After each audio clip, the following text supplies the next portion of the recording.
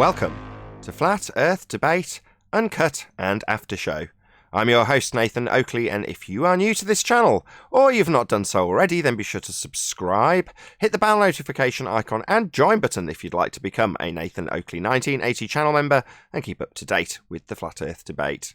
If you would like to support the channel, there is a super chat that runs alongside each of these shows while they premiere. There's also a PayPal, Patreon, and crypto link in the info box below the video. Speaking of Patreon, I'm going to do a quick shout out to all of you who do support me on Patreon, so a massive shout out of thanks and appreciation to Guns of Navarone, RMP, Troy Shuker, Bose Nail, Justin Duso, Joseph Pizarro, Samson, Maris, Harry Blade, Mobile Max 777, Neo the One, Lost Cat FE, Rob W, Open Minded, Reese Pound, Del West Watson, Mike, Muted, Dick Earth Skeptic, NA Literalist, Maria Neelands, Unbelievable Productions, Blue Ridge Ranger, Rob H, Nathan Thompson, The Real Gabster, Windrider, Liam Nedrick, Erwin Jennisons, Abraham Mohammed, Dave Reckier Gafford, Naibai, Adrian Quintana, Skeptic936, Life is Short, Fireball X, Texas Mike, Edwin Johnson, Kirsten Smith, Alexander Main, David Wayne Foster, and Dank. So another massive thank you to all of you for supporting me on Patreon. Now I'm going to hand over to G Plus and Discord so you can enjoy whatever conversation is going on there while I set up for today's live show. Okay. With moderators, if the Globe Earthers have a moderator in the server, any interruption by the Flat Earther is an interruption, and that's it. But when they do it, they always have a justification for it as to make it okay. You know, Called double standards. Yeah. Oh yeah. Really bad. I was in the after show just a minute ago and seen it. Yes, the double standards. Oh, 10th here. How you doing? Just lots of good. Good morning, John, Nathan. Good. Instant rustly. How you doing?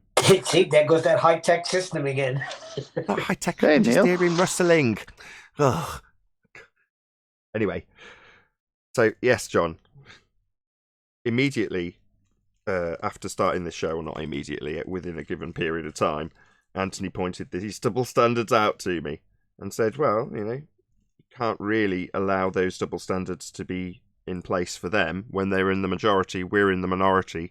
Really, we should be getting special privileges, not them. Now, off the back of that, I've studied closely their double standards. For example, them claiming people get muted. And instantly, as soon as I go and watch any of their shows, people are getting muted on the Flat Earth side. So it's just a double standard that they like to apply. Now, it amuses me because, like you say, when they're interrupting using what we now term the fundy mute button, I can take control of that. But they don't like that because they've got a justification for interrupting us non-stop when we're trying to get our point across. And of course, it's deemed unreasonable when we interrupt their begging the question, they're affirming the consequent, whatever fallacy they've started out with in the first breath. It's totally unreasonable to point out that they're starting their premise with the thing they're trying to prove, for example. Yeah, I noticed one of the big things they like to do is take an analogy you use to try to prove a point, and then they'll address the analogy instead of the point. An obfuscation tactic, indeed. That's frustrating too. I don't know, I've just started noticing a lot of things that I guess that I used to do and seeing other people doing it. I wish there was a way to highlight it more. You're great. Don't stop being you. That's how you highlight it. Yeah, he's interrupting me. Well, yeah, he's interrupting you, but why is he interrupting you? You've said something that he disagrees with. I guess I'm trying to look at it from a more objective position now. Oh, it hurts my head sometimes. Yeah, they should learn finer techniques like rustling paper. Oh, they use all those too. No, they use all those as well. So it's not like it's beyond them to cause a lot of background distortion just to distract from whatever point's being made. The general ejaculation from a fundy white knighting, we call that, is almost involuntary on their part. They can't help it. They know when they're getting a pummeling and they can't help but interject. Well, look at Rumpus. He kept saying to Brian the other day, I can't hear your first sentence. And that's how he was stopping it, by just keep saying, I can't hear what you're saying. Well, you can't hear what he's saying because you're talking. Yeah, and I pointed that out for the audience. That's all you can do. But obviously that all takes time and takes you away from the point, which could also simultaneously be their objective. Well, if you can get me, to explain to the audience at length what's happening in terms of his obfuscation technique, that also obfuscates the point.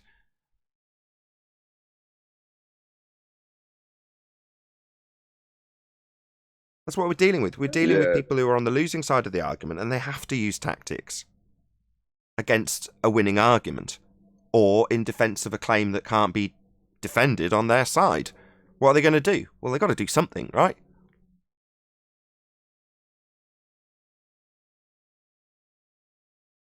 How about come up with a good point? How about answer one of the housekeeping questions? They can't. Therein lies the end of their argument. So if you're in cognitive dissonance at that moment, you're going to rebel against it. And that's precisely what they do. Yeah, but shouldn't something click in? Like, if you can't answer these questions, shouldn't something click like, hey, maybe I'm on the wrong side here? No, what they tell themselves is, while I might not be able to answer this question, somebody somewhere obviously has, because everybody in the Western world believes they're on a sphere, as do I. And the fact that I can't answer this question and have been shown logical inconsistency doesn't mean that someone else couldn't overcome it if I was to research it further. But given that everyone else automatically believes it anyway, why bother? Just tell the other person that they don't understand the bit that they haven't researched and assume is out there for them. Exactly, that's it. Shit. Well, they're arguing from a premise of hope, because they know that when, like the Rumpus says, second law of thermodynamics doesn't apply to the Earth. Well, he's too smart to know that that just comes out really funny. So they're hoping that somewhere higher up it doesn't apply to the Earth. No, he just means his model. When he says the Earth, he means his model. That's all it means. Well, that's what I'm saying. But that, when I say model, when I say Earth, I'm meaning model too, because that's all they got. But they reified into reality, right? They reified that model into reality. So model, reality, it's all the same thing to them. Well, now it's just downward vector. Like, it's obvious to me, and like, I don't get it. Now, that's an internal battle if you're referring to the current trench level discussion that's happening purely because there's very little challenge coming from the globe side. I mean, there's two different levels to that. There's any scientific evidence of gravity, which is directed squarely at the assertion the Western world are under, which is that there's a non-force force that you can think of as a force that in the trench level holds gas here without containment. Well, that's all nonsense. They don't have any force. It's not a force. It's been superseded as a force 106 years ago. So, no. But the people on our side who think there's ultimately a downward bias, again, no, there isn't. Because gas debunks that. It's not got any downward bias. So that's the end of that discussion, as far as I'm concerned. Right, but they're claiming that everything else besides gas goes down. So what? Well, that's medium related, though. So what? I agree. But even if that was the case, so what? Everything apart from the other stuff, well, then there's no bias. If there's a bias, there's a bias. Well, so if there's one thing, then you can't say everything goes down, correct? It's not a bias then, is it? Right. Right. So the stuff isn't biased downwards then, because you can debunk it with gas, and to assert, well, everything apart from gas, well then, what, it's a selective downward force? No. Well, it's like the black swan, you only need one. Yeah, but we have tons. But we only need one, I understand, but there is tons. I was looking at some the other day, it was like, wow, there's so many. All the pictures and videos of things that should be hidden that weren't hidden were all black swans too. We just didn't call them black swans at the day. Yeah, if the horizon was beyond where it should have been physically, geometrically on a sphere, then it's a black swan. Because the physical parameters can't be beyond where they say they are geometrically. That's not possible. And the response to that is no, it is possible. It's optically being bent, refracted, into a different position. Well, at that point, you've no longer got any way of ascertaining the R value, because you no longer, your declaration that it's refracted is a declaration that it's non-physical. Well, if it's non-physical, it's not a sphere edge. So it's the end of the argument. So, Nathan, let's drill down a little deeper, because let me ask a question that's been hovering, at least in my mind. Why is it important for someone to have a universal down bias? I don't know. I've not got a good answer for that. I don't know. But there's got to be a reason why there's an ongoing debate on this. Well, long-held if you belief. live on a sphere, Go on, John. if you live on a sphere, gravity is what holds you to that sphere. It's what created that sphere. If you lived on a sphere. Okay, but when that's flat earthers fighting for it, who don't believe they live on a sphere, what is there to discover or to say this is the antecedent for that? Now, what is the that? Their belief that I all think things it's go the down. dome. Their belief that it all goes down, and ignorance of the fact that that isn't the case. That's all it is. They're under the misapprehension that there's a downward bias. You know, their claim is their belief. So basically, it's just, hey, we've discovered that all things go down, and we don't tie it to anything else, and this is what Not we exactly. believe. No. When you start with the presupposition that things are going towards the ground with a bias, then you set forth on justifying why you have that belief. It's an affirming the consequent, starting with a begging the question fallacy. Start with the premise you're trying to prove. All things go down. There's a downward bias. Whatever way you want to phrase it, it doesn't matter. Yeah? An overriding down. More down than up. It doesn't matter. That's the premise that you need to first prove, but they don't. They assume it. So if all things go down, then it's going to be an electrostatic, magnetic, whatever force they assert to cause that assumption that things go down. But they don't. Some things are going up. So it's nonsense. Right. No, I get it. I get all that and how they start with begging the question. I'm just trying to see what's the end game for that belief. Well, what is it going to do? I mean, do they have to prove that there's got to be something for light to travel, like a medium? Is that their point, or what is it? I didn't get the connection with Ether Wars. I'll tell you what it is. They just can't handle something as simple as the heavier things come down. Like, that's all there is to it. If it's heavier than the medium it's in, it's going to come down, right? It's simple.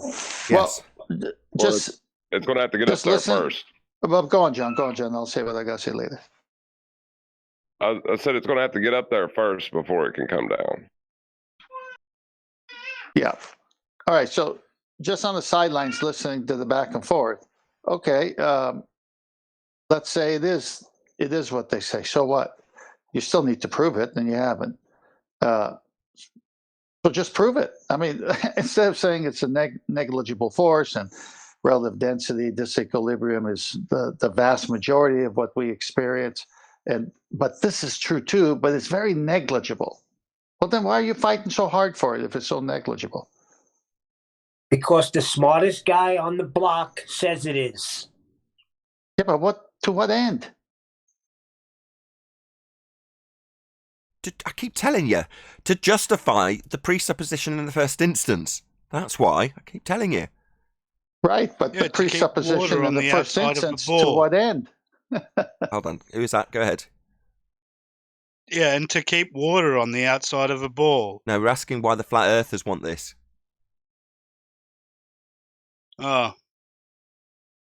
Well, give us your opinion. Go on, as you've interjected, Rams. Why do you think flat earthers would want this? My assertion is simple. Because they've got a presupposition in the first instance that there's a downward bias. Simple as that. So it's a justification for the presupposition. That's it. What do you think? Why would flat earthers want to hold on to this downward bias nonsense? Well, I think it's when the argument gets into the relative density, which a lot of flat earthers do. They're then asked, then why that axis of up and down?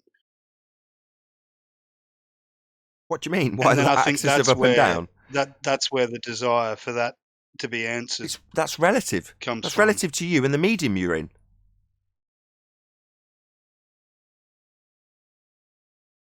You're asking specifically. Go on. I'll give you, for instance, Helio. One time I got into it with him, and he kept insisting, yeah, but if your table was not there, that vase that you have on your table will accelerate down. It's just being stopped by the table. Okay, and if the balloon that's underneath the table didn't have the table there, it'd be stuck to the ceiling. So what? Yeah, I mean, that's so plain when you can see both sides like that, and we have over the last week or so. So, like, okay, they're both right. So no, they can't be both right, because in order for the explanation, at least on the globe side, to make sense, you need the disequilibrium to be caused by the gas being pulled down, forcing the lighter gas, in the case of the balloon helium, to be forced up, which means that gas must be going down, go boom, boom. Right, but that's the heliocentric. We're talking the flat Earth. So if I put a barrier between... Well, when it comes to the flat Earth, they just deny it. Well, I don't deny that gas expands in all directions. Well, then you've completely disavowed your own argument. No bias, then. That's where we get to the flat earthers on the side of the argument that there's a downward bias. They concede that gas isn't doing the downward bias thing, but yet still have a contradictory belief. You know, they're basically suffering cognitive dissonance. That's it. There's no other explanation for it. You can't hold both as true at the same time. Well, I was on that show when Whitsitt got on with Nathan Thompson, and I only heard it once. I didn't watch the repeat because it was so obvious, because that's exactly what you brought to their attention.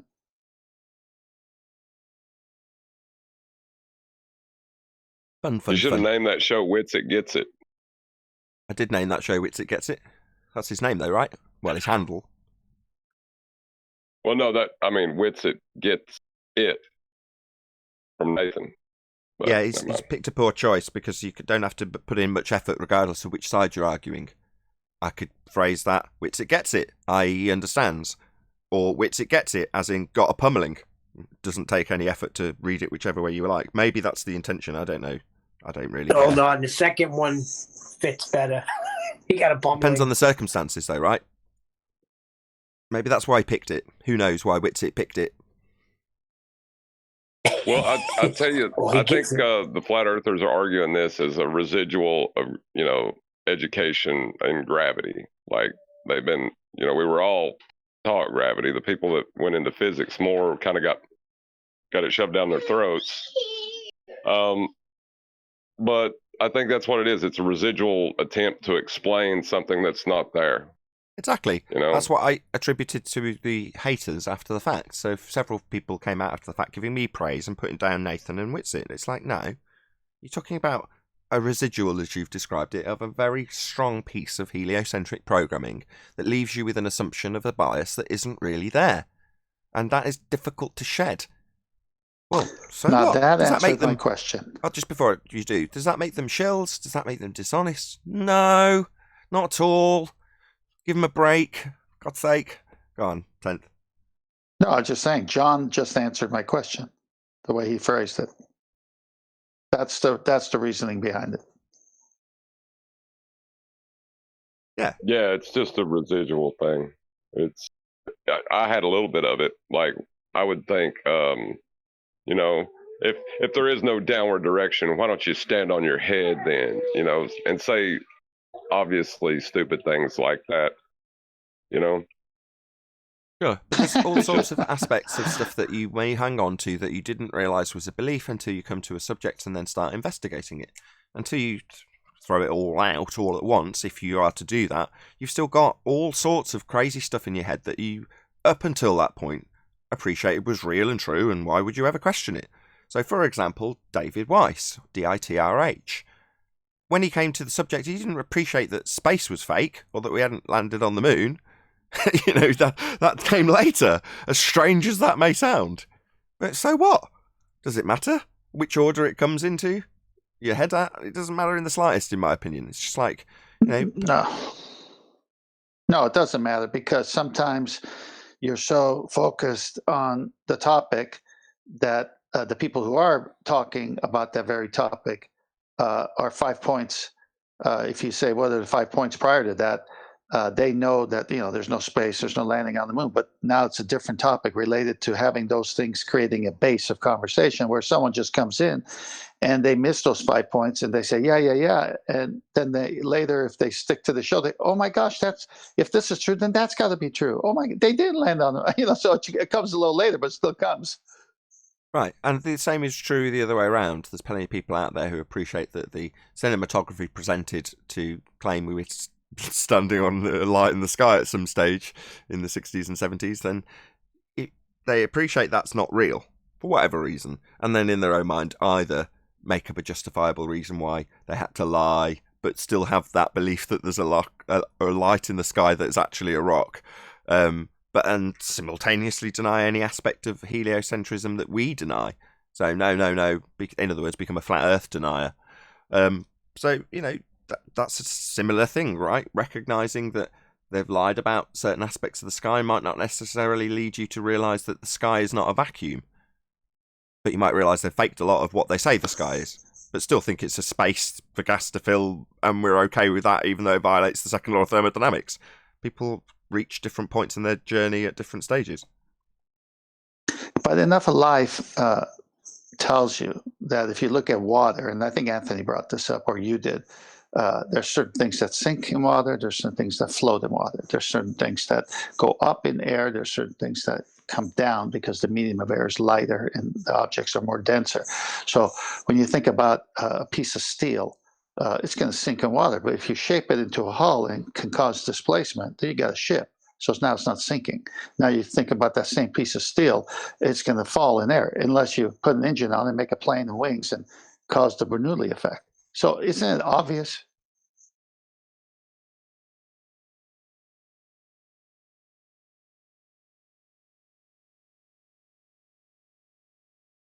Clearly not. I thought I lost the show. It got so quiet. No, just didn't get a response from anybody. Damn it, you see that every day.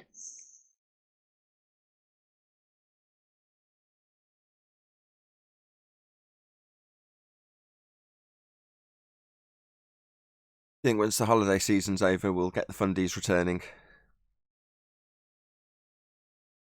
Yeah, maybe. Sorry about that, 10th. I was changing a diaper, buddy. It's all right, John. Thanks for the info.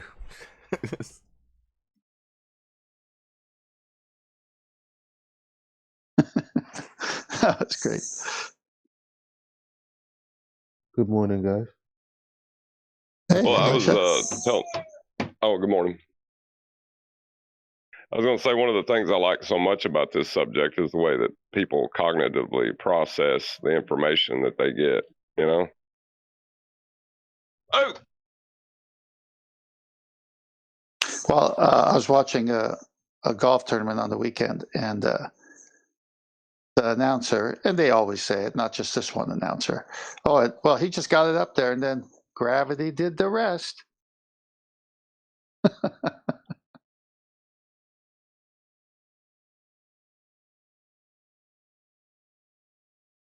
Yeah. Yeah, it's like they want to give gravity credit for everything, don't they? Yeah. Wow. Stranger danger. Can you pop yourself on mute? There, or you're banging. And then when you Stranger danger. Can you pop yourself on mute, please? Oh, thank you. Stranger danger. Yeah, and then when you see people with a big belly, they go, "Yeah, it's gravity's fault." They go, "No, you're just eating too much." But this is a good explanation, right? When cause in their model. I was just going to say, John, when it comes to his question, well, why would these people on our side be so, ingrained to defend something that isn't real? It's because it's so ingrained into the general doctrine that it's the answer for everything. It's always got to have an explanation tied into gravity somewhere. Well, that's intentional.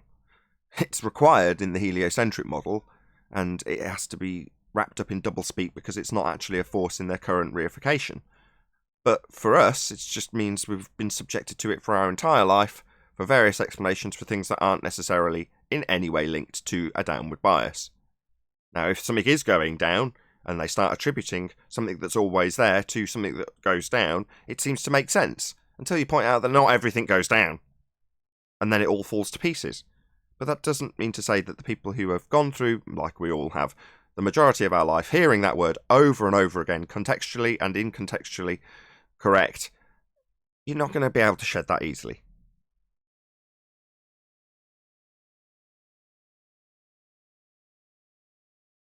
Yeah, it's pretty ingrained in there. It was one of the things that I had trouble with, like really bad. Had trouble with. What, relinquishing it or understanding how it worked or what? Yeah, I'm letting it go. Just letting the whole thing go.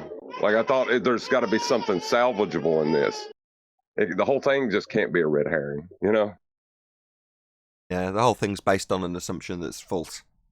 But generally, for most things, most people see stuff just going down, right? No, generally speaking, you don't see anything going down. Nothing's moving anywhere. It's all in equilibrium. It's all in harmony. And then you look at things like gas cycles, and gas is going up to the clouds and coming back down again in a cycle. You go, okay, but what if I pick something up? It's normally their next move on the heliocentric side. To justify stuff always going down. You know, and in response, we let go of a helium balloon and suddenly that argument falls to pieces.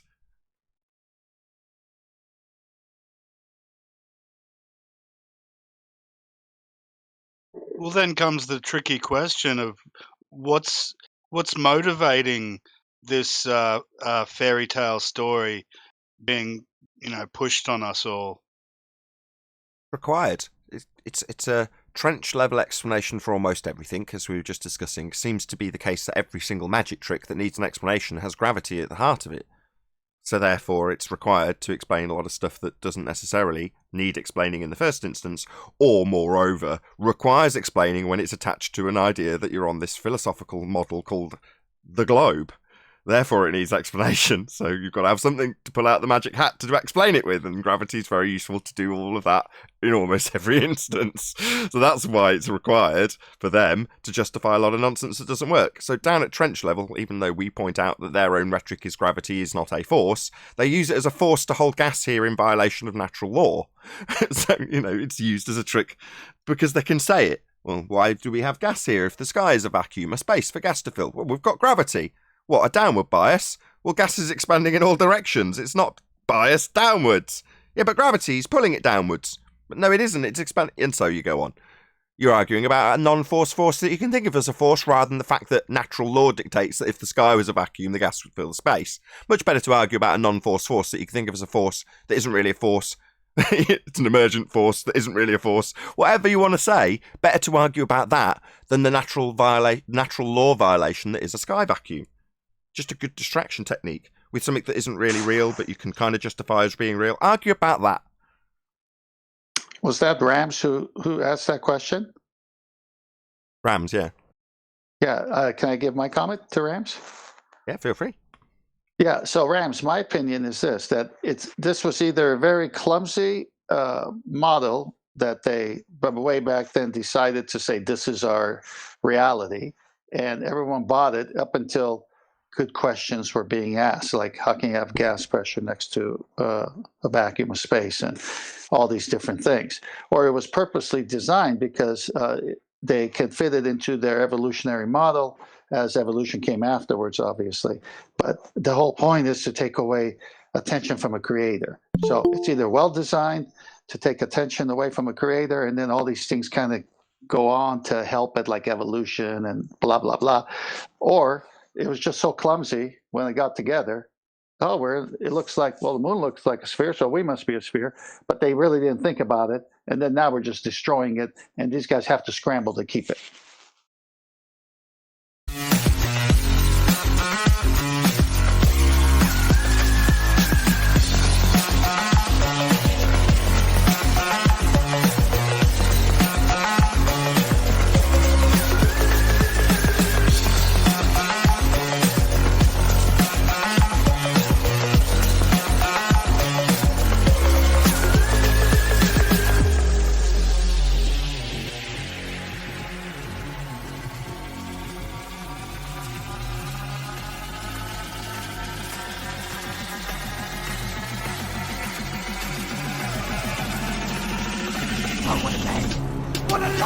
Welcome to Flat Earth Debate Live. I'm your host, Nathan Oakley, and if you are new to this channel, or you've not done so already, then be sure to subscribe, hit the bell notification icon and join button if you'd like to become a Nathan Oakley 1980 channel member and keep up to date with the Flat Earth Debate. If you would like to support the channel, there is a super chat that runs alongside each of these shows while they are live. There's also a PayPal, Patreon, and crypto link in the info box below the video. Most importantly, if you'd like to join the discussion, simply mute the page you are currently watching, then click the link in the info box below this video to join the panel and express your views on the nature of Earth.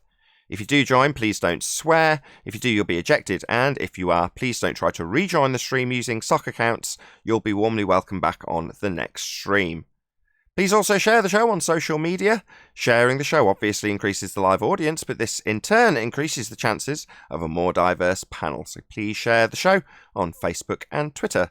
One last time, if you're new to the channel or you've not done so already, then be sure to subscribe, hit the bell notification icon and join button to keep up to date with the Flat Earth Debate. Now, we are joined by the Adam Meakin, 10th Man, Neil, and a whole bunch of people in Discord. So welcome one and all. Good afternoon. Good morning, everybody. Good day. Hello. Hello, good morning, welcome one and all. Any evidence of a physical geometric sphere edge horizon formerly known as Earth curvature? Nonsense. I agree. Nonsense. That's 3. No. A couple of newbies I've in never seen Discord, it. so That's one. if Stranger Danger sorted out his mic and isn't causing a load of background noise. Any evidence of axial rotation of the Earth-based variety? More nonsense. More nonsense is right. I've never experienced it, observed it, or seen anyone prove it. I say we call it nonsense because it's nonsense. Go ahead, Daddy. Yo, is this the debate line or whatever?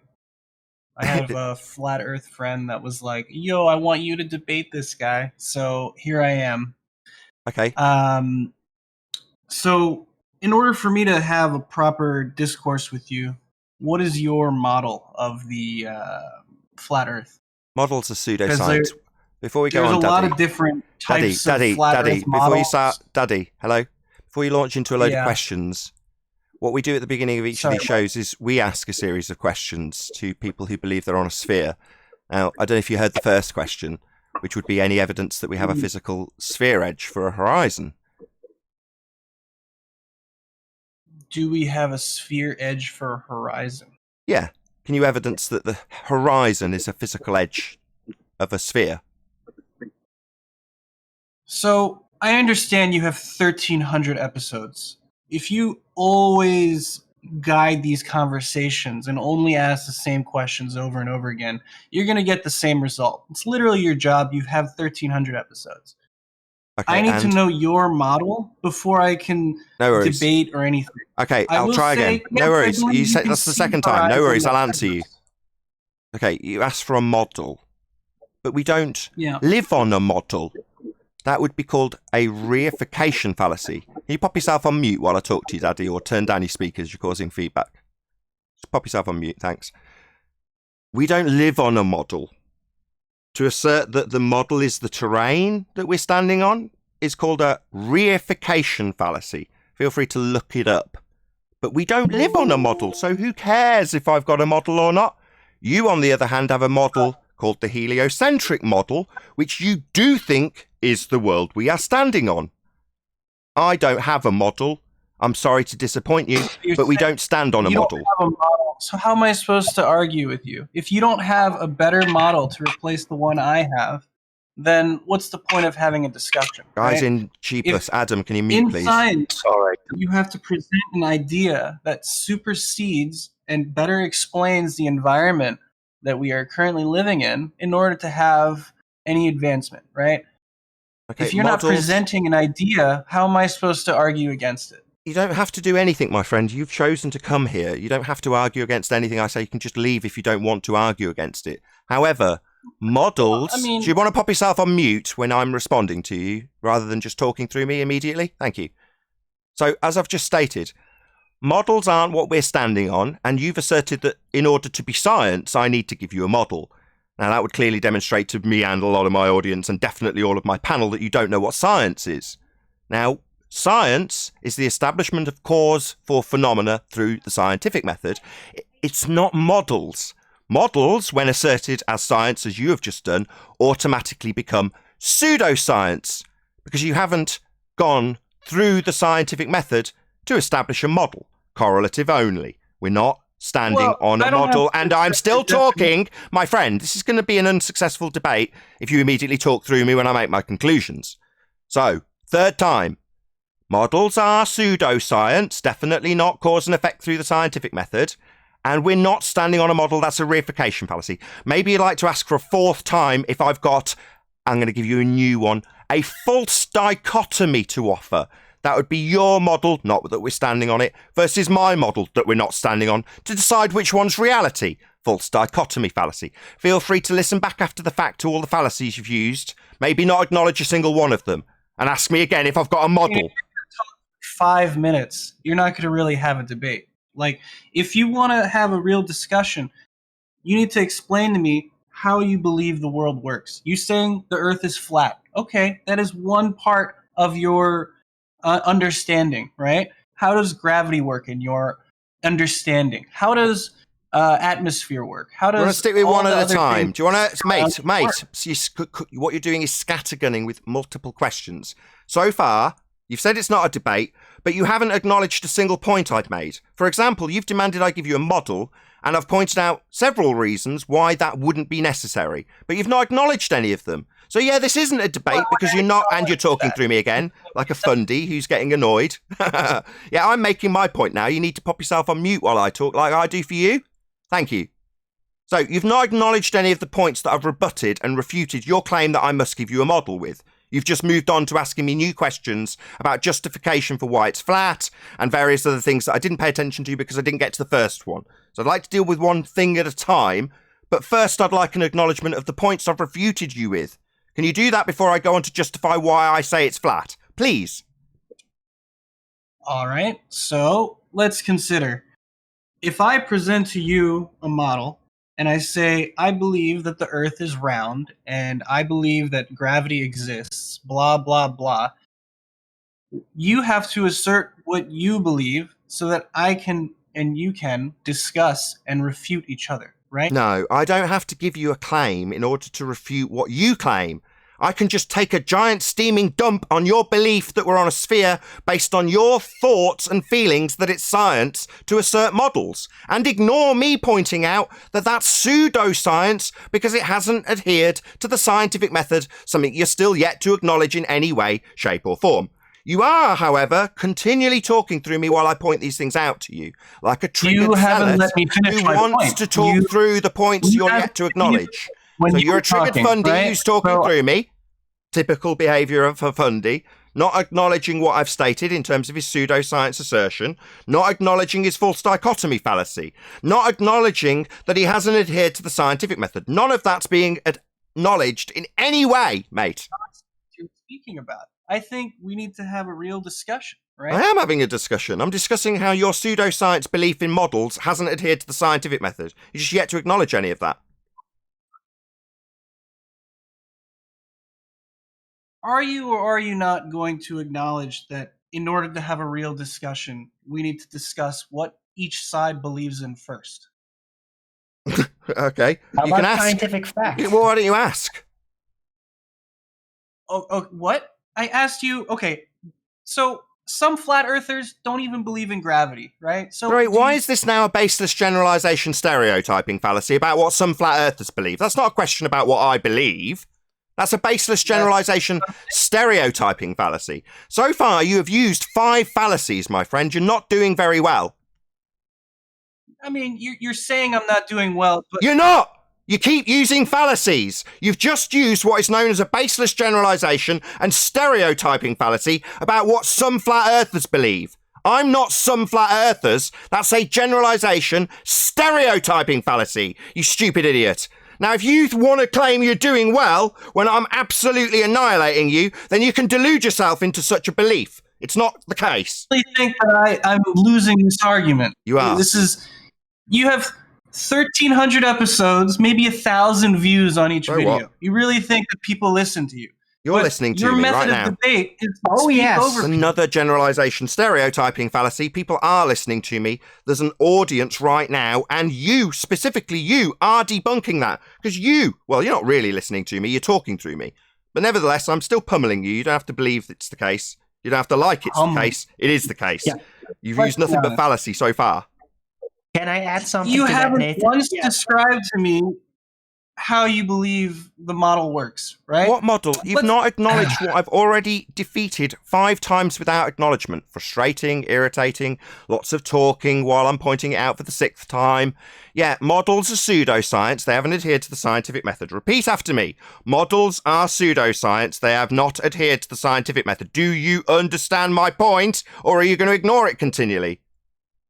I don't think you understand. Oh, I don't understand when you're asserting that models are science and I'm pointing out they're not. They haven't adhered to the method and you're not acknowledging it. I don't understand. No. Incorrect. Method of science. Let's be honest. You're not presenting any ideas. All you're doing. Who cares about ideas? We ask for scientific evidence of gravity. Do you have any scientific evidence of gravity? Something you've claimed on 3 separate occasions?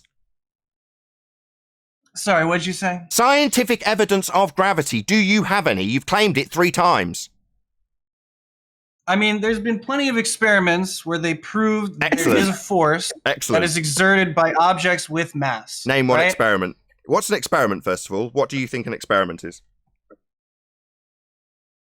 Listen to you. You can't even describe... Oi, moron. What is an experiment? You have said there are numerous experiments. What's an experiment? You tell us. There was an experiment where... No, not what there was. What is an experiment? Try to listen.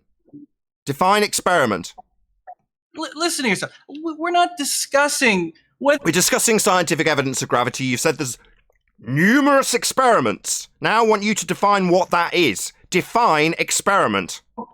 Windy roads when we can discuss the real crux of the issue. Yeah, we want scientific proof of gravity. And you've said there's numerous experiments. I know you don't know what that means, and you're admirably demonstrating it by obfuscation right now. Define experiment. Let's hear your Let's go really high-pitched! No, just define experiment, you idiot. Hear yourself. Yeah, I can hear myself. Yeah, I can hear myself really clearly, sitting here, calm, laid back in my nice comfy chair with a cup of coffee, asking a clown who said there's numerous experiments and says that models are science to define experiment, and you're not. Okay, but your experiment I haven't claimed any experiment. That's called a burden of proof reversal fallacy. You have claimed there are numerous experiments, so don't now bark on about my experiment. I haven't claimed any. You said there's numerous experiments. We know you don't know what an experiment is. That's why we're asking you to define it. Anything, so how am I supposed to debate you, right? Yeah, you can't debate me. You're losing really badly. I'm asking you to define a word you've used. That would be experiment. Go. I'm not going to define words. Yeah, why use them then? Don't use words you can't define, you moron.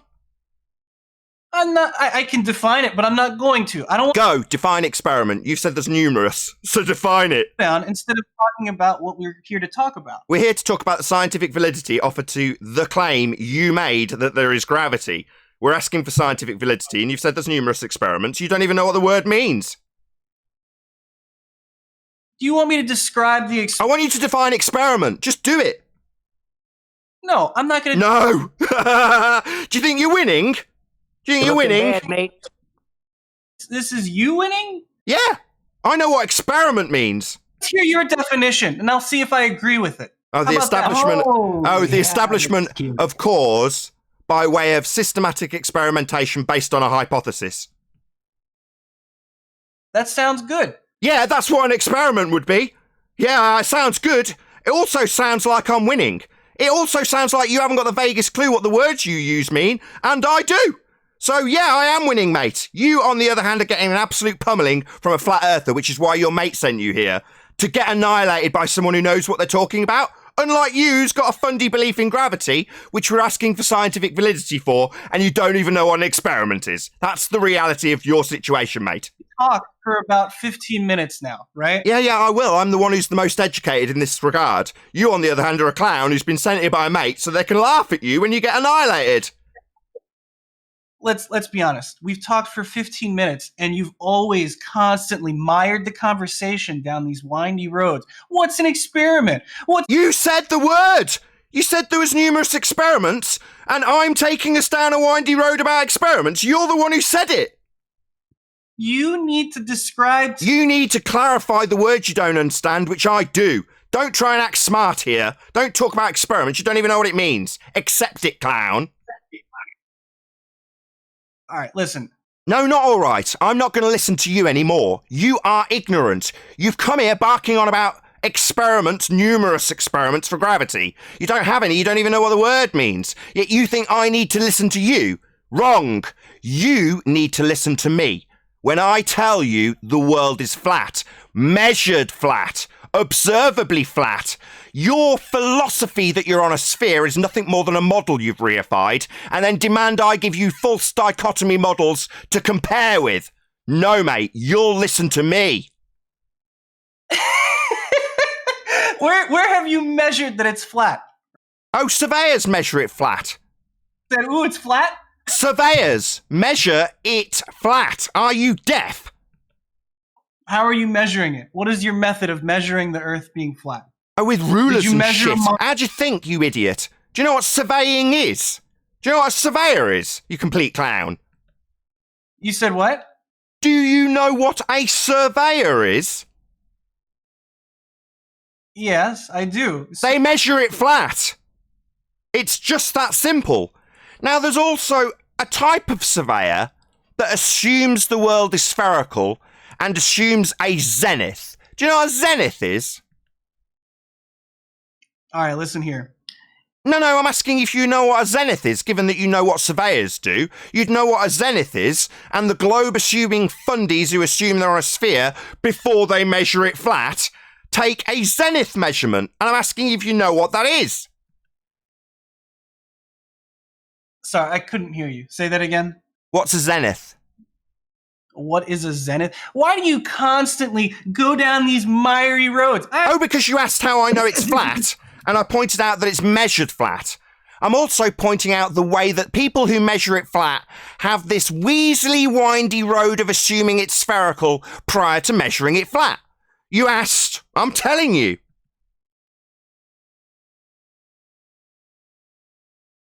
Sorry, I'm reading the chat.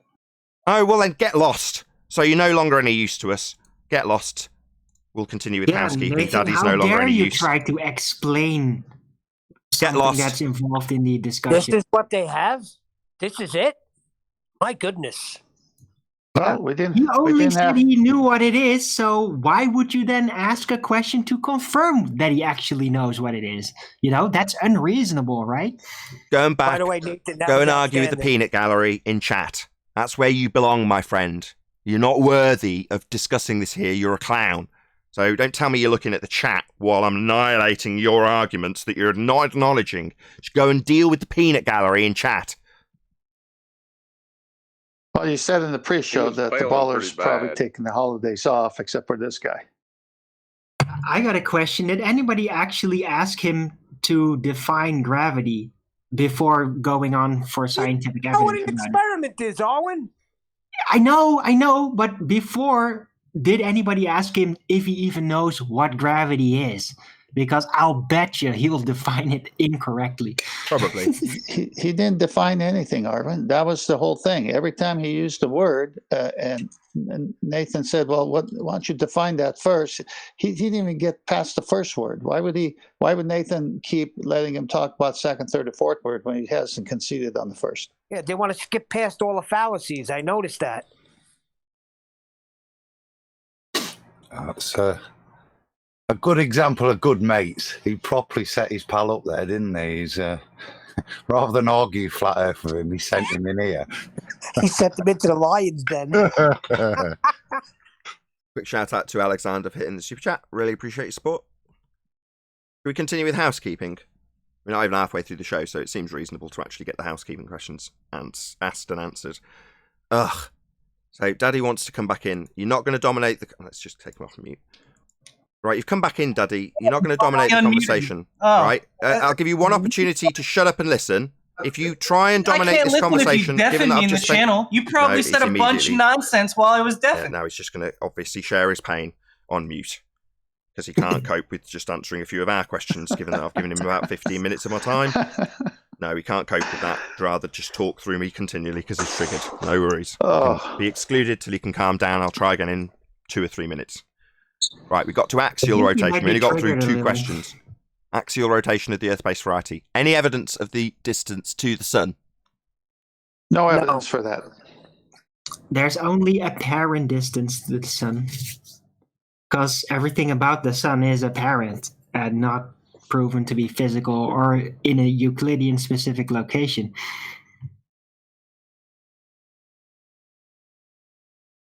Although we had it in the discussion. No scientific evidence for the actual distance to the sun. Well, it's not a scientific question, but no measured distance. It's an intangible object. We covered this with Daddy.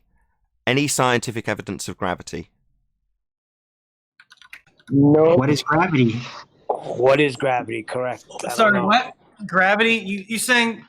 I didn't say that I was going to present to you proof of gravity. I want to ask you the very basic... Don't care what you want to ask, dickhead. We're asking a series of questions which you need to answer us on. We've given you 15 minutes of your time now. You need to shut up. Shout out to P1 Punch 3R. Hope I've said that right. They can't cope with the annihilation. Merry Christmas, FED crew. Really appreciate your support. Thank you very much indeed.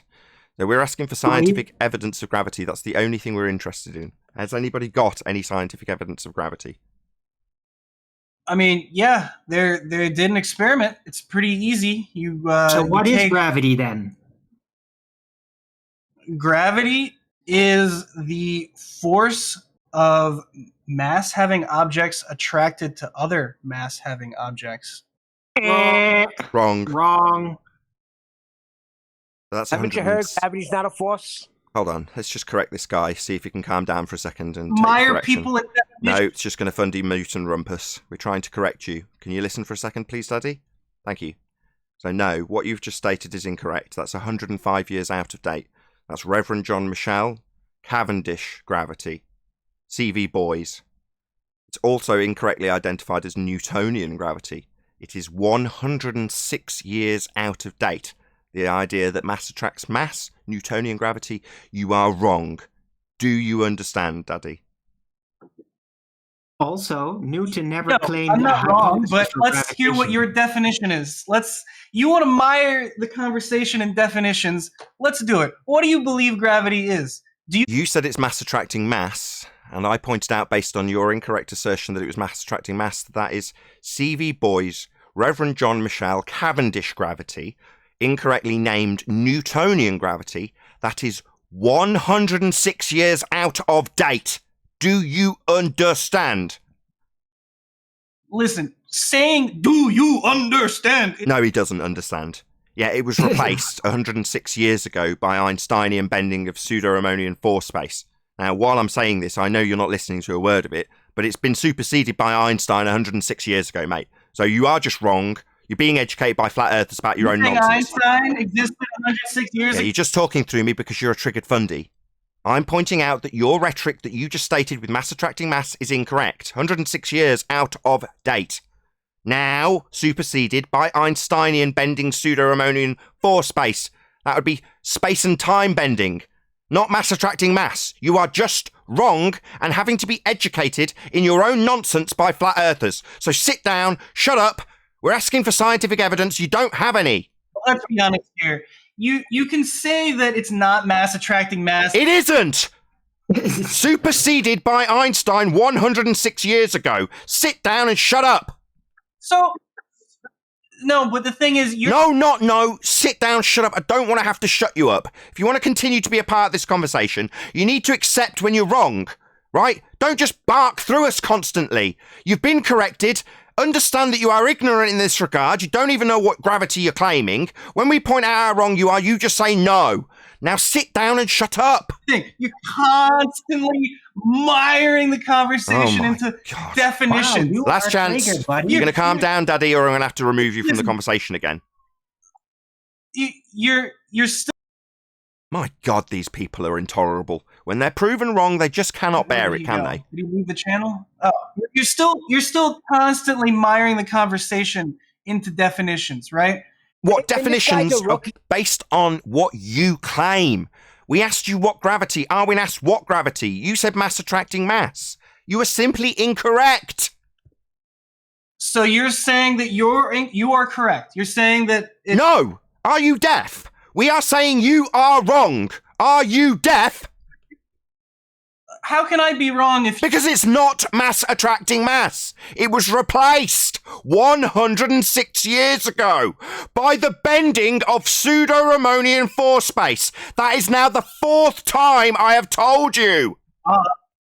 How have you experimentally proven this? We're asking for the experimental validity for this nonsense you claim from you. There isn't any scientific evidence of gravity. Just a lot of idiots like yourself who think 106 years out-of-date rhetoric from CV Boys and Reverend John Michel and Cavendish is their bullshit that forces are involved when it's bending space-time now, and has been for 106 years.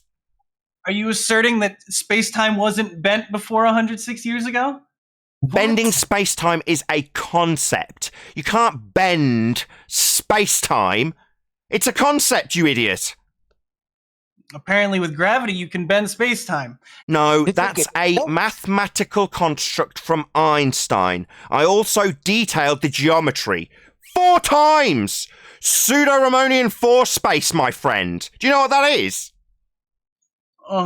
Sure. Listen. What's... Oh, excellent. Sure. You tell us, what is pseudo-Ramonian force space? Go. You describe to me what you understand it to be. Oh, really? What a really useful debating tactic. When I ask you what pseudo-Ramonian force space, maybe you could tell me what you understand it to be. Yeah, because... No, mate, you just don't know what it is.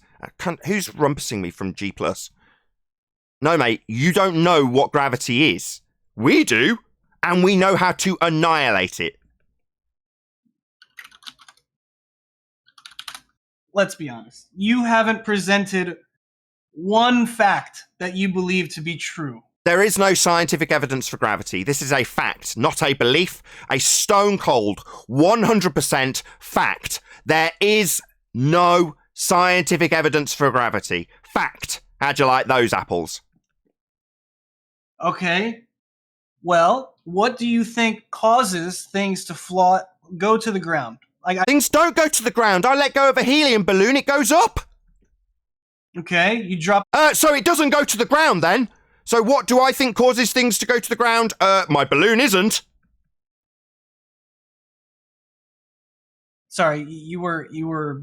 What? Annihilating your horse shit that things go to the ground by letting go of a helium balloon? Your microphone's not so great. My microphone is excellent. And I'm asking you why you would assert things go to the ground when I can let go of a helium balloon to debunk that assertion and assumption that things go to the ground. They don't. I've debunked that automatic assumption by letting go of a helium balloon, my friend. If you take a helium balloon and you let it go in a vacuum, it'll fall to the ground. And inside the balloon, it will be expanded in all directions to fill the availability of the balloon it's contained by. So the gas expands in all directions, not down. It doesn't pool inside the balloon, a container within a container that you've arbitrarily now assigned for some reason I don't really understand.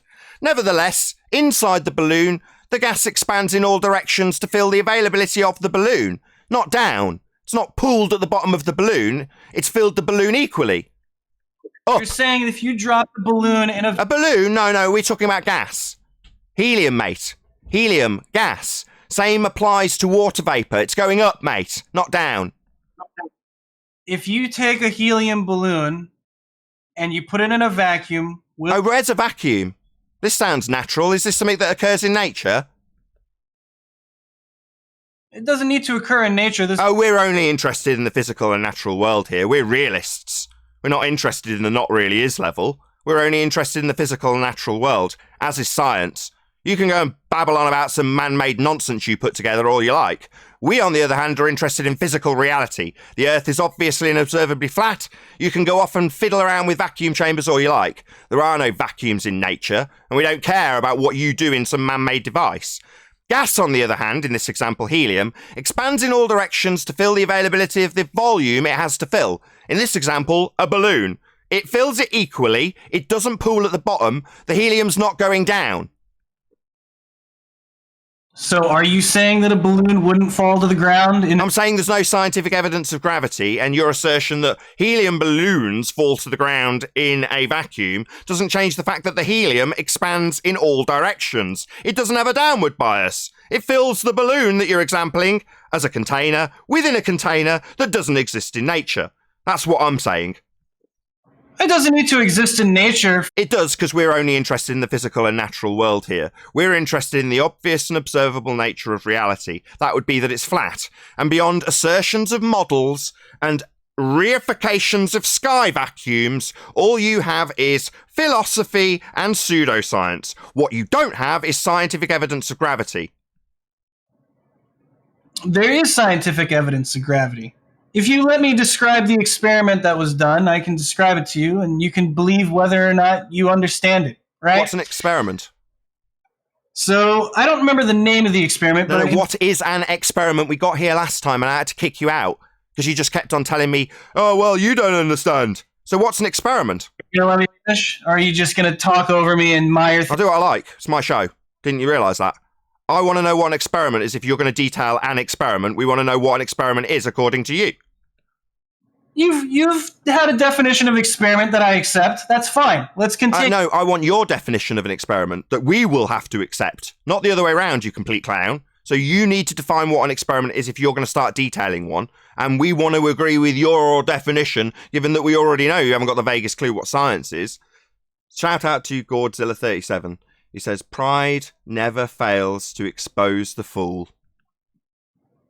Okay. Well, the experiment goes like this. Back off your mic. You take a... back off your mic. You're getting very excitable. Can you back off your mic? I can't hear you. Say that again. Back off your mic. You're too excited. Try and relax. I'm speaking at a normal volume. Anyways, you take a wire, you let it drape down, and you have two masses of equal weight at either end of the wire, balanced on a, let's say, a beam of some sort, right? Yeah, this is Cavendish. I've already told you this is 105, 106 years out of date. This is Cavendish. I said specifically, CV Boys, Reverend John Michel, Cavendish gravity. You're now detailing the Cavendish, quote-unquote, experiment. Well, you're not letting me finish. I know what Cavendish is. You're detailing Cavendish. Are you a clown? Are you thick? Do you not realise that I've detailed this 106 years out of date, superseded by Einstein nonsense, and labelled the clown that claimed it by his name? That's Cavendish. Okay, sure. Yeah. So I've already pummeled this. You're about to detail a non-experiment that was superseded 106 years ago. I named the clown that came up with the apparatus you're now detailing in my pummeling 7 times now. So don't detail Cavendish. We know what Cavendish is. We've already ascribed his name to the nonsense that's 106 years out of date. Well, just keep talking. Yeah, well, it's my show. What, you think you can talk through me with Cavendish descriptions? We've already named and shamed him, mate. It's out of date. 106 years. Named and shamed? Yeah, Cavendish. What you're now trying to detail through me like a fundy. Like what, getting to the end of your description of Cavendish is somehow going to not make it 106 years out of date and superseded by Einstein? No, mate. For viewers that haven't... Get back off your mic. Yeah, you crazy fundy. Try and control yourself. You don't need to eat your mic. Can you just back off it, please? I'm explaining the experiment because not all of your... It's not an experiment. I've already detailed it's superseded. Not an experiment, you just don't like it. Even now, you still want to talk about definitions. Yeah, an experiment would be a hypothesis test. And this Cavendish nonsense isn't that. You asked me what an experiment was, I asked you to define it, you failed. I defined it. Now, in a more succinct way that you will not listen to because you're talking constantly, I'll explain it again. It's the establishment of cause and effect based on a hypothesis. That's what an experiment is, a hypothesis test. A Cavendish apparatus isn't the establishment of cause based on natural phenomena with systematic experimentation based on a hypothesis. It hasn't got a valid hypothesis. It's 106 years out of date. You just don't like it. Okay. What is your explanation for what is happening during that experiment? Oh, it's just some man-made device made by some nutter called Cavendish. Doesn't prove anything whatsoever. Doesn't weigh the Earth as it was designed to. It's just some nutter in a shed with some balls, asserting that he can measure the Earth's weight. Nutter in a shed? Yeah, he's not observing natural phenomena. He's not formulating a hypothesis with independent and dependent variable. It is some nutter in a shed with balls on strings. That's right. It's also been superseded as utter nonsense 106 years ago by Einstein, who describes gravity as the bending of pseudo-Riemannian force space. That's length, breadth, depth, and time, as you didn't know what it was and couldn't define it. You're still jerking yourself off about... Get lost. If you're going to tell me I'm jerking myself off with your nonsense I know and you don't. Shout out to James Richard. When you move the helium balloon from the medium of air to the medium of a vacuum, you're going to have a different result. Your claim is gravity, but it's changing of the medium that's the cause. Right, so in that example, the medium's been changed to cause it to go down, go boom, boom, when you've got a gas contained within a helium balloon. Indeed. Shout out to James Richards for the super chat. Really appreciate your support. Nathan, this guy's a rookie, Nathan. This is who I'm discussing things with. Guy's a rookie. Kick him out. That's all right. You can share his pain. Any evidence of the R value, Earth radius? I understand this is your job, okay? Can you share your pain a bit? Can you share your pain on mute? This is how you make money. Mate, can you share your pain on mute? Let's have a good... Yeah, he's not going to shut up, is he? Let's not talk about... Okay? Can you calm down? Can you calm down? Hello? Hello, cackling Fundy. Can you calm down? Go on mute. Am I on mute? No, you're not. Go on mute. Stop cackling. Listen. Mate, you're disturbing the show. Can you shut up? I don't want to have to shut you up. You still haven't described the very simple thing. You say you know this experiment. You call the guy crazy in a shed, but you won't describe to me what you believe is causing the balls to move when he brings a great weight next to it, right? My assertion is that gravity... Oh, so you're not going to allow me to explain. Your assertion is going to come immediately after asking me my explanation for your assertion that we've debunked based on the fact it's 106 years out of date, superseded by Einstein. That's not good enough. I should explain a non-phenomena of what happens when a man puts some balls in his shed on strings. That's not a naturally occurring phenomena that needs explanation, my friend. It's outside the remit of science. Now, while I'm explaining this to you, you're a cackling Fundy talking through me constantly, not listening to a word I say. So at this point, you don't want to listen anymore. You're just talking through me constantly. You cannot shut up. So I have no choice but to remove you if you can't shut up. Oh my gosh. Listen to yourself. You still have continuously, for the past 40 minutes, talked about definitions rather than just talked about how you think that experiment works. Right? It's not an experiment. I keep explaining to you. Just don't shut up and listen to me. I've explained it 8 times. You just don't want to listen. What? Let's hear it. How do you think that the mass moves when he brings a greater mass next to it? Yeah, if you knew what an experiment was, I undoubtedly will immediately get interrupted. Of course, immediate interruption from a Fundy. What an experiment was? Yeah, just get lost, mate. You're not listening to me. You gave me 10 seconds. So you can't be tolerated anymore. You're just so triggered that you're going to talk through every sodding word I reply with. So get lost. When you calm down, I'll take you off mute. If you can continually talk and obfuscate every single reply within 5 seconds of me attempting to, then you just can't be tolerated in the conversation. It's not unreasonable to now shut you out of that by sticking you on mute. You can't control yourself. God's sake. It's not an experiment. It hasn't got a dependent variable. That would be naturally occurring phenomena that you need to figure the cause of by way of experiment. Now, you don't know what an experiment is, so you keep telling me, well, what's the cause of the effect? The effect is a man-made effect, not a natural phenomenon. but you wouldn't understand the vaguest clue. You haven't got the vaguest clue what I'm talking about. We asked you to define experiment. You didn't know. But you still think it's an experiment, even though I've pulled that to pieces. You can't cope with it because you don't know what the words you're using mean. You don't know what science is, and you definitely don't know what an experiment is. So me pulling it apart based on its non-adherence to the scientific method is insufficient for your feeble brain to cope with. You still want me to justify why a man-made device does what it does. Well, because a man made it. Some crackhead put it together in a shed and then said, why does this happen? Well, because you put it together, that's why. We don't observe mass attracting mass in nature. That has been superseded 106 years ago. It's now described as the bending of the fabric of space-time, not mass attracting mass. No definition or justification required for something that's 106 years out of date and definitely not a scientific experiment. Now, if you'd have ever shut up and listened to any of that, I wouldn't have had to say it 9 times to you, you bloody fundamentalist religious zealot with a globe belief. Right, moving on. Nathan, Yes. Nathan, technically, it's even, if I may, it's even weirder because, as far as I know, nobody ever even claimed the hypothesis for supposed Newtonian gravity. Not Newton. I don't think at any point there was scientific validity claimed to the concept. And then eventually it just moved on to Einstein's concept. Good point. So I don't think it was considered scientific at any point. Good point. Adam normally knows that quote off the top of his head from Newton himself. I feign no hypothesis for gravity. A hypothesis being the thing that precedes an experiment. So before experiment, you have a hypothesis. An experiment is a hypothesis test. And Newton himself, talking about this mass attracting mass nonsense, says, I feign no hypothesis. That's his own words. It's Newtonian gravity this guy's claiming.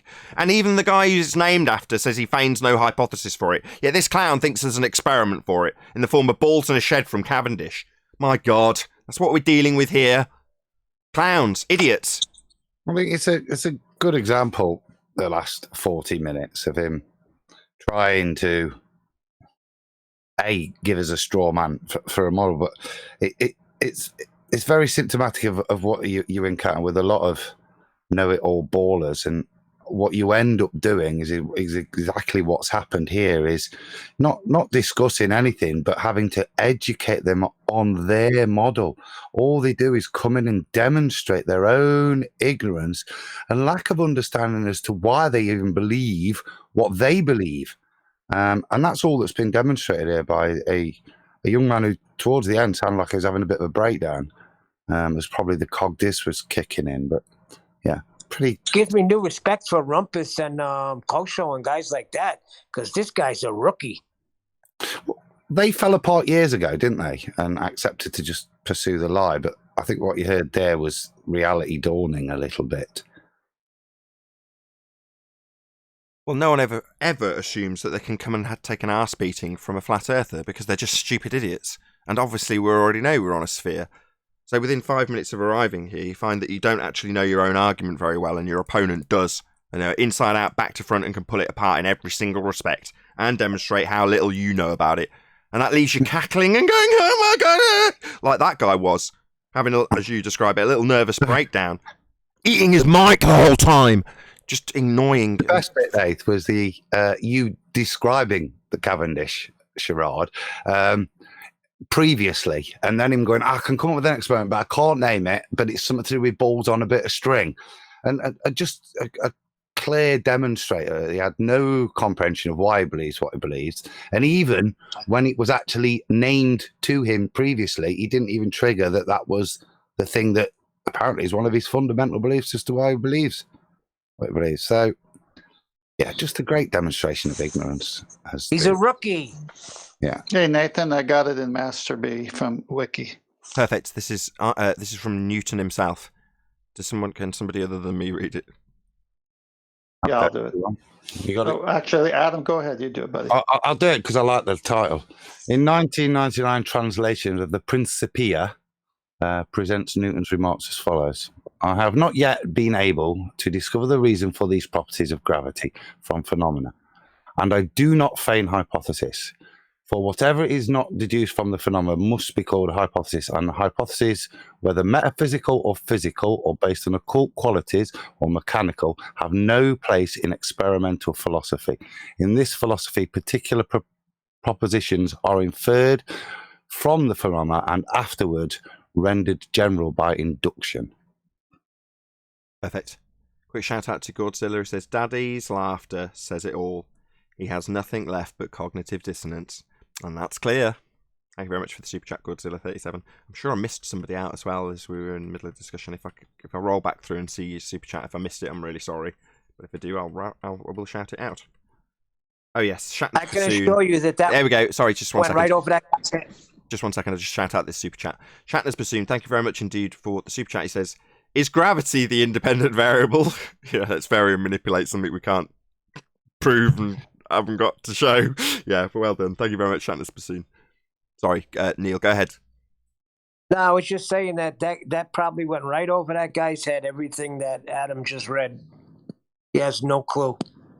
That's why his mate sent him here. He's a typical heliocentric big head, as Adam describes. So yeah, that's why he's been sent here. I think it's brilliant. Whoever your mate is, I'd give you a high five because he was the perfect person to come here. Absolutely epic. A little knowledge is a dangerous thing.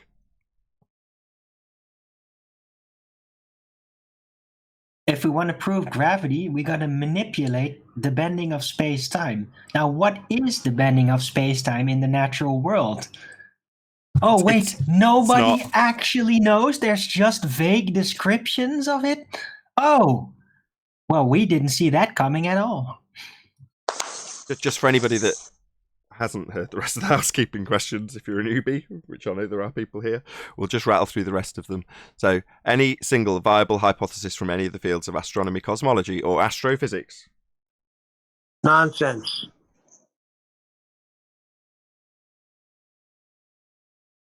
Emails.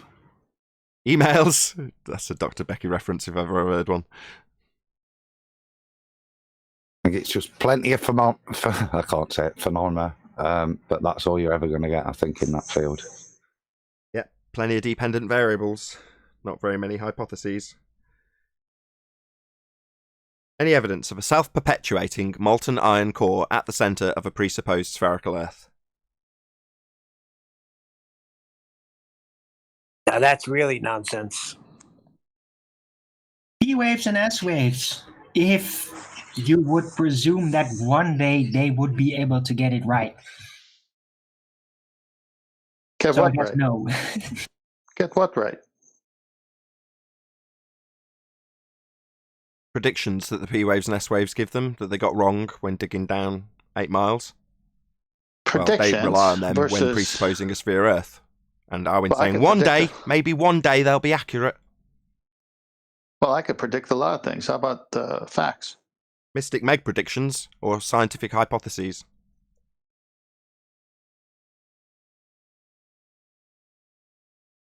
Not that I'm calling you Meg. Any evidence that you can have gas pressure without the necessary antecedent of a container to press upon? You call me mystic. Nonsense. Yes, the assumption that we don't need a container for gas pressure is the proof that we don't have gas pressure without a container. What Arwin's done there is detailed begging the question fallacy in his description of his justification for the proof. In other words, if my begging the question fallacy, then my begging the question fallacy, because I've detailed what the begging the question fallacy is in my description. Not slick, and not you can slick. go outside and prove it by just looking at the sky, and it just confirms it to you. Right. At least, all you have to do that's is better. assume it's a vacuum, and it is. No, that's better. So that is actually doing something when making what they claim is a justifiable presupposition. Well, if I go outside and I point at, let's paraphrase what Adam says, my fundamentalist religious belief that the sky is a vacuum, and the air's not filling my fundamentalist presupposition that the sky is a vacuum, then the sky is a vacuum! What do you know? Isn't that cool? Yeah, that's a natural law violation, though. Second law of thermodynamics violation, Adam. If the sky was a vacuum, as per your fundamentalist presupposition, obviously devil's advocate, then the gas we breathe would fill that space. It's called entropy. Ooh. Rumpus is in chat claiming that Newtonian gravity is Einsteinian gravity. Isn't that just special? And not even the same geometry. Euclidean versus pseudo-Riemannian. 3 space versus 4 space. No, we're still waiting for you to show us those conversion mathematics, if I do believe correctly. I don't think anybody's going to ever do that because they're not even in the same geometry. Correct me if I'm wrong, Adam. They're not even, you can't even equate them into the same thing, right? Well, I think Rumpus would be up for a prize, wouldn't he, if he did present that? It would be certainly worthy of higher status than the flat earth debates to have something like that presented. He'd probably, yeah, not a chance, pal. Yeah, we don't have to look far to find the fact that it's been superseded. However, we're still waiting for the field equations to give us some sort of explanation for the moon's gravitational pull and the tides. The 2 bodies. We'd like to see that now. That would be useful. How do the tides get caused with the body of mass that is claimed to be the moon and the Earth? Correct me if I'm wrong, but aren't we waiting on a lot of stuff from Rumpus? Yeah, we'll be waiting and waiting and waiting. Aren't we due ray tracing? It's from back in the day still. And then he went downhill, disappeared, came back saying it was just too ill to finish it. But I'm sure we still owe some Isle of Man ray tracings. Yeah, I was about to launch into the defence against it, but to be fair, that was... God, how long ago is that now? It's probably 4 years ago. I said, yeah, that's the last opportunity you have to beg the question. You do the ray tracing, obviously you're going to be assuming R in your ray tracing model for the observation that Anthony Riley provided from his belly on the beach at St. Bees of the north end of the Isle of Man. Man, that is like 4 years ago now, isn't it? Ooh, Rumpus is in chat and he says he has a paper that demonstrate Einstein's field equations reduced to Newton's law. Really? Demonstrates or does it? Demonstrates that it can be done, or does it do it? Yeah. We'll find out, I don't guess. know. Maybe we'll get a link to the location another time. We will see. We wait with bated breath to find out if the pseudo-Riemannian 4-space bending nonsense is translatable into the Cavendish nonsense. I'm sure that's going to prove that we've got a non-force force that you can think of as a force that's not actually a force. Wonderful, wonderful.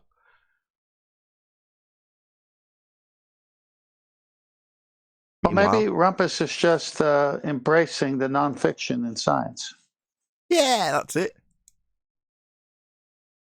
Don't have to work at the really is level if when you're talking about pseudo-Riemannian 4-space bending. You can't bend time and space, but there we go. These conceptual ideas can be argued about all day if you've got a fundamentalist sphere belief. The dude that was eating his mic, he doesn't know what superseded means. He doesn't realise the Cavendish so-called experiment has been crumpled up and thrown in the trash. Yeah, 106 years ago. Correct, exactly, James Richard. He just doesn't know what superseded means. You need to explain why this man-made device does what it does. No, I don't, no. Because that's not the current rhetoric. Bending space-time is the current rhetoric. Hey, Chocolate and Brian, by the way. He was a total, actually, Nathan, when he started, the initial starting point was that what we talk about is when people are interested in this, the first thing they seek is, well, if this is something to look at, then present me with your model. Give me a new paradigm to believe in. Otherwise, I'm not prepared, as he was quite categorically saying, I'm not prepared to step outside or even consider anything else unless you give me a new paradigm to step into. Yeah, give me the false dichotomy or I'm not arguing. Yeah. Which, by the way, that was outstanding, the way you just took that guy to pieces, Nathan.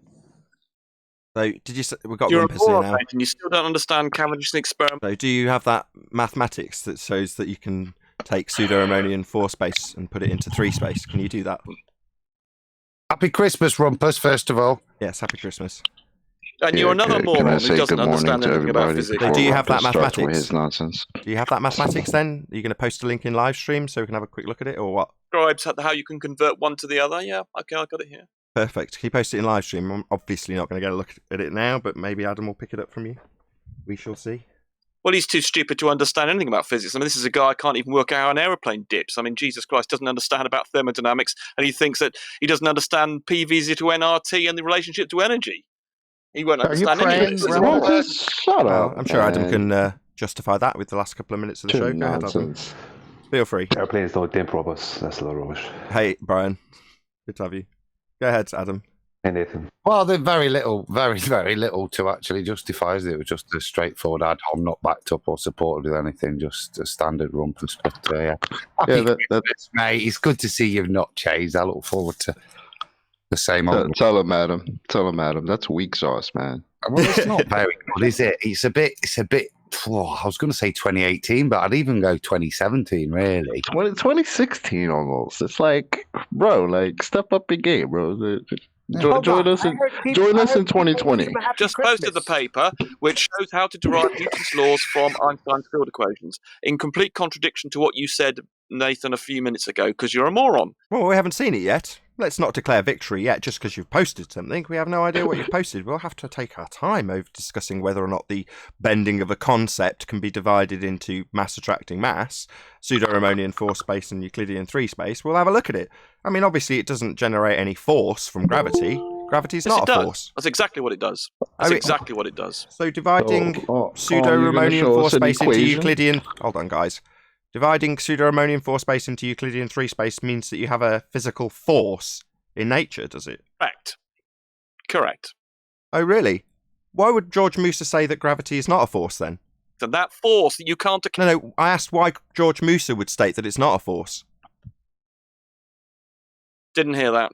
Why did George Musa say, quote, gravity's not a force? I mean, you can think of it as a force. But George Musa specifically said gravity's not a force, and I'm asking why you'd say it is when he says it's not. Later, and then 30 seconds later, he said you have to treat it as a force. Treat it as a force? But he also said that it's not a force. Now, treating something as a force when it's not a force, that seems like a contradiction to me. Now, you're saying that this pseudo-Riemannian 4 space-time bending is a force? That makes no sense. It's a concept. It means several things. Well, you can't bend concepts. Can you tell me how you can bend time? An umbrella term. We have the force due to magnetism, and then we have magnetism. So just like when he described gravity, he was talking about the umbrella term for the bending of space-time, and then he went on to say you have to treat it as a force. And at that point, he was talking about the force of gravity. Well, hey Nathan, I treat my dog like a princess, but don't mean she is. She's still a dog. Yeah. I treat my Lexus like it's a Lamborghini, but it doesn't mean it is. But you can think of it as a Lamborghini. With that, I'm going to say if you are watching this on either Nathan Oakley 1980 or Nathan Oakley premiering streams, then stay tuned, as there will be an after show to follow. Unfortunately, if you are watching this live, this is where we bid you farewell. A huge, massive, enormous thank you to all of you who did tune in, smash the super chat, liked, commented, shared, subscribed, and all that good stuff. Be sure to check out nathanoakley.com and the Flat Earth Debate Forum to keep up to date with the community debate. I've been Nathan Oakley, and I'll see you all in the next video.